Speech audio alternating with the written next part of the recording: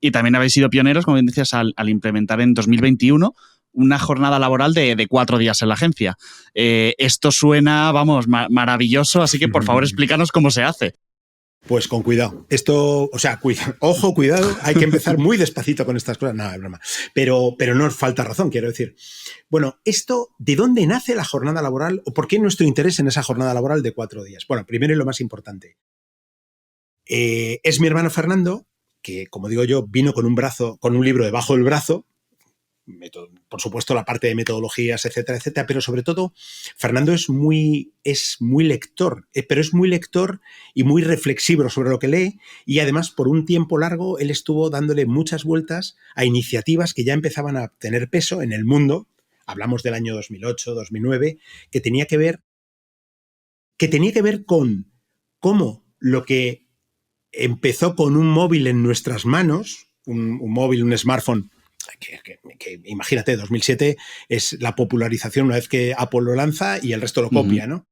Pero cómo todo eso empieza o puede impactar a futuro en las relaciones no solo entre las personas, o sea, marcas, consumidores, el que tú estés atendiendo con tu móvil, viendo desde cualquier lado, sino cómo iba a cambiar la relación laboral debido precisamente a la conectividad, una conectividad exagerada. Bueno, esto se ha disparado en muchos ámbitos, ¿no? Daría para otro momento, si quieres luego lo comentamos, de cómo esto ha impactado, por ejemplo, en los proyectos de embajadores de marca, en las compañías y en una serie de cuestiones, ¿vale? Pero eso, si quieres, volvemos ahora para allá. Pero el tema de la jornada laboral, volviendo. Entonces, nosotros desde el año 2010, que además en ese momento, no sé si a ti te tocó o no, ojalá que no, porque si te tocó se pasa Yo ahí estaba en la universidad, en 2010. Entonces no te tocó, mejor, pero seguro que le tocó a tus padres de alguna manera, y es la crisis financiera descomunal. O sea, yo lo del COVID es una barrabasada, pero de verdad que la crisis financiera fue del otro mundo, porque por la primera vez el banco te llamaba a ti para pedirte dinero. Digo, entonces, espérate, vamos a organizarnos. Tú me pides a mí dinero y entonces ¿yo qué te pido a ti? ¿La creatividad o cómo hacemos esto? Atontado. Bueno, el caso es que el año 2007, 8, 9 y 10 fueron demoledores. A nosotros nos pasó factura, perdimos clientes, claro, clientes que se caen, equipo que tuvimos que desmontar de nuevo, un montón de problemas. Y cuando atisbamos el arranque de los medios sociales, que estábamos muy bien colocados, que por cierto es cuando se incorpora Fernando al día a día de Good Rebels, de mi hermano, pero yo estoy con mi hermana desde el inicio, mi hermana Maricruz, de la que nunca hablamos ninguno de los hermanos, no sé por qué, pero vamos.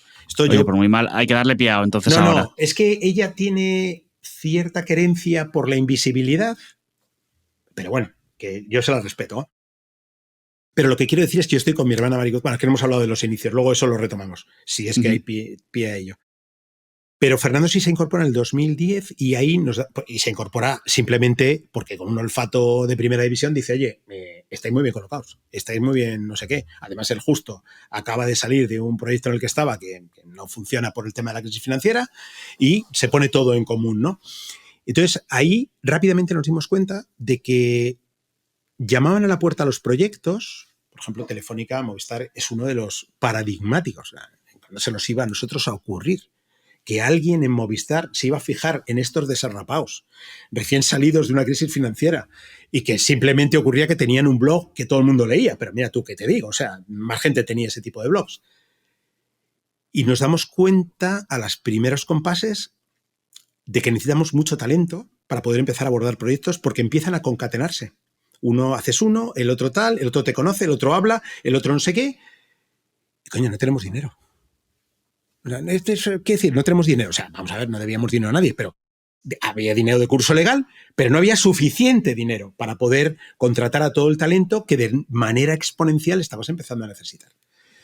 Entonces, desde los muy primeros compases y sobre todo por esa visión de Fernando de, oye, ¿cómo está cambiando esto? O toma, Luis, léete este libro, ya verás cómo esto lo está cambiando, esto, lo otro.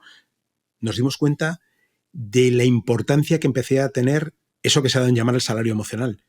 Pero, por ejemplo, que diéramos desde el día 1, prácticamente, 2010-2011, visibilidad a todo el equipo.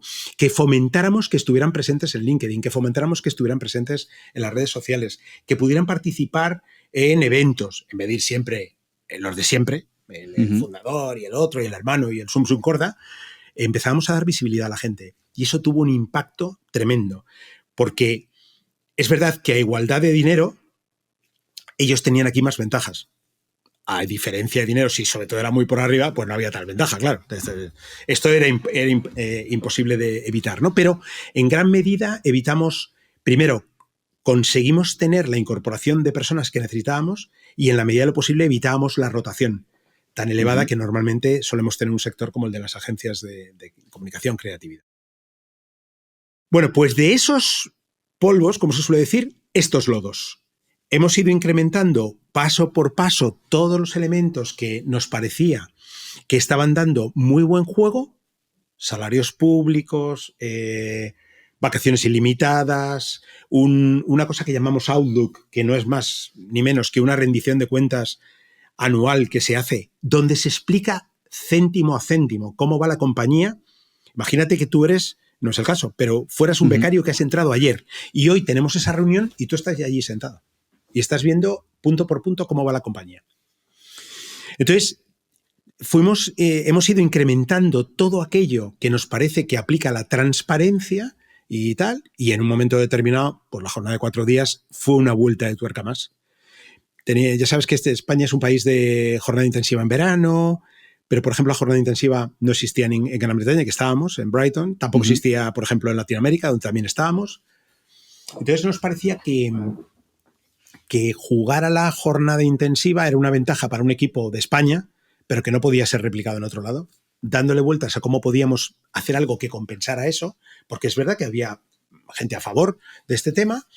Descubrimos la jornada de los 4 días laborales, fue un socio británico el que nos lo apuntó, en Inglaterra llevaban tiempo ya avanzando, y a raíz de eso decidimos probar. Y probamos 21, piloto.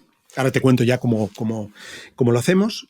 Probamos en el 21 un piloto de 3 meses. Claro, si empiezas en julio, coges julio, agosto, septiembre.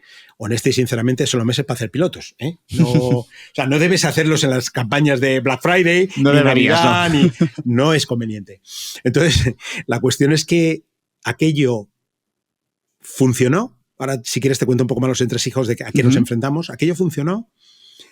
Decidimos extender el piloto los 3 meses siguientes hasta final de año, decidimos volver a extenderlo y al cabo de 1 año o 10 meses decidimos que se quedaba. De todos los inconvenientes posibles, ventajas tiene todas, te puedes imaginar, ¿no? Pero bueno, de los posibles inconvenientes, que uno dice, joder, ¿qué dirán los clientes para empezar? O sea, el gordo, el mollar es, pero tú tienes clientes que trabajan 5 días, ¿tú qué haces desaparecido el quinto? Bueno, pues ese punto era un punto de comunicación, o sea, de tu mejor comunicación posible, de contarlo con cuidado, despacito, explicarles que en realidad nosotros seguíamos manteniendo la misma jornada laboral por contrato, no ha variado. La gente firma todas las horas que le corresponden. Solo que habíamos decidido que en la medida de lo posible no trabajamos ese día. ¿Cómo hicimos para que eso fuera posible? Bueno, pues básicamente, por una parte, incrementar productividad en los primeros 4 días. De esa manera te queda tal. Segundo, jugamos mucho la responsabilidad individual y de grupo. Entonces, si hay que hacer algo, hay que hacerlo. Mala suerte si ese día hemos dicho que no trabajamos, ¿vale?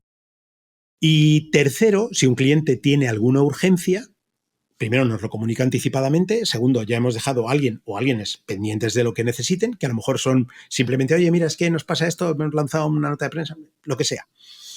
Y esas personas además luego pueden recuperar esas horas si quieren en otro momento. Pero curiosamente, la principal dificultad estuvo dentro. O sea, todo el mundo dijo, pero ¿cómo le vamos a decir a los clientes que va? Con lo cual hubo que hacer una labor de proselitismo interna y luego sacarla fuera y comunicarla. Y bueno, pues al final te diré que a nivel de clientes, los clientes que ya existían, en una grandísima mayoría, tampoco tengo el dato, a ver si aprendo a tener datos, porque además queda muy chuleto, ¿no? Queda uno como muy listo, ¿no? De esta manera quedo que no parezco lo mismo. Nada, no hacen falta, las sensaciones son muy importantes también. El tema es que una gran parte de los clientes, cuando se entera de la... Por supuesto, todos dijeron, oye, pero a mí, que no, nos vamos a organizar para que no te falte de nada. Si tú tienes un trabajo en el que tienes que dejar programadas cosas, hay sistemas de programación, todas, entradas, un post que dejas en Instagram, lo que fuere, de contenidos y tal. Y si tienes que tener un evento ese día, simplemente con que nos lo comuniques, te lo anticipamos. Eso no va a haber ningún problema. Y lo segundo que nos dijeron es, muchos de ellos, enhorabuena. Coño, alguien tenía que ser el primero, joder, qué maravilla, qué envidia, etcétera, etcétera, etcétera. Entonces, eso fue lo que hizo que al final fuéramos capaces de dejar la iniciativa. La gracia, y este dato sí lo tengo, es que hemos medido incrementos entre un 7 y un 8% en productividad. Que eso significa qué trabajo sacas en cuántas horas. Como medimos las horas y ves el rendimiento, pues al final hemos sido capaces de incrementar. ¿Se hubiera conseguido que eso hubiera funcionado si el trabajo en remoto no es la primera opción? Personalmente opino que no.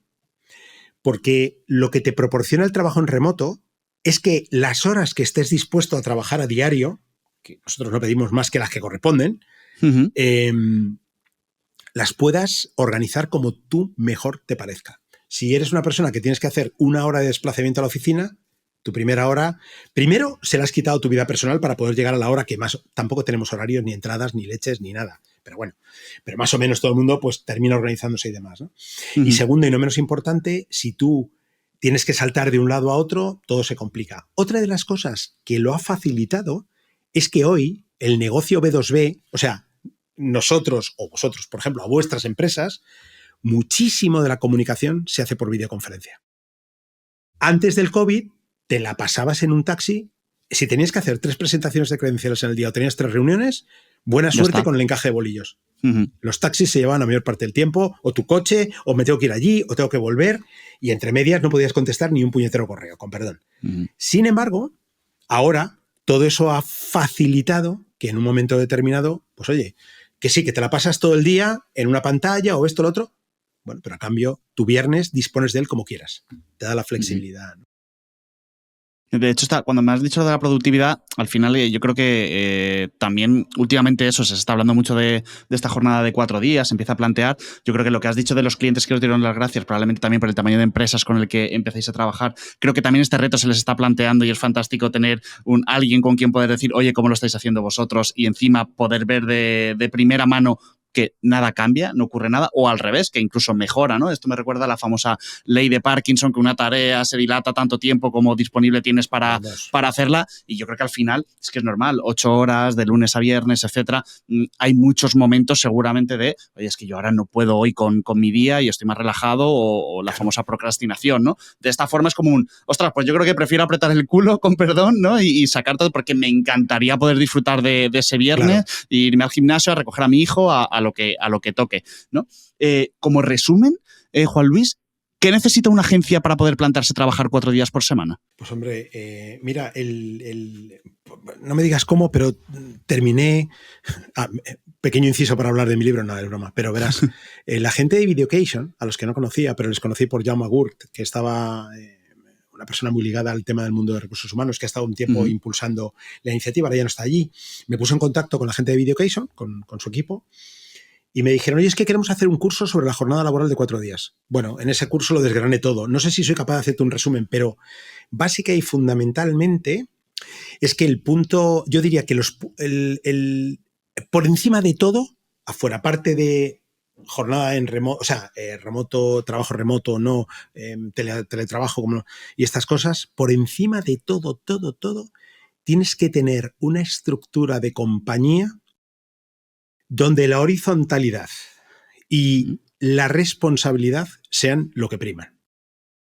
Y uno puede decir, macho, es que encontrar gente responsable cuenta. No, a nosotros, hombre, vamos a ver, tienes que encontrar gente, tienes que filtrar cómo esperas que funcionen como tal. Pero es curioso que tú puedes dar la libertad, pero te toca entrenar la responsabilidad. Y cuando digo te toca, no le toca al fundador de la compañía, que hace lo que tenga que hacer dentro de sus equipos. Pero lo que quiero decir es, normalmente ese ámbito de responsabilidad, donde ese entrenamiento de responsabilidad, se produce en los equipos. Entonces, los equipos que funcionan como células independientes, que son como mini empresas, donde ellos se organizan, cómo, cuándo y dónde, son los que resuelven casi todo lo que va a pasar. Pero para llegar ahí, tú tienes que tener un entramado de confianza, de libertad, de responsabilidad que se está produciendo, que digamos que es el punto de partida. O sea, si una empresa, por empezar, o una agencia, trabaja mucho un concepto que puede ser o no, de presencialidad, de que es que el director creativo ejecutivo quiere ver ahí a todo el mundo y quiere verles haciendo cosas, no sé, por decir. O el director general es de los que le gusta, como los antiguos,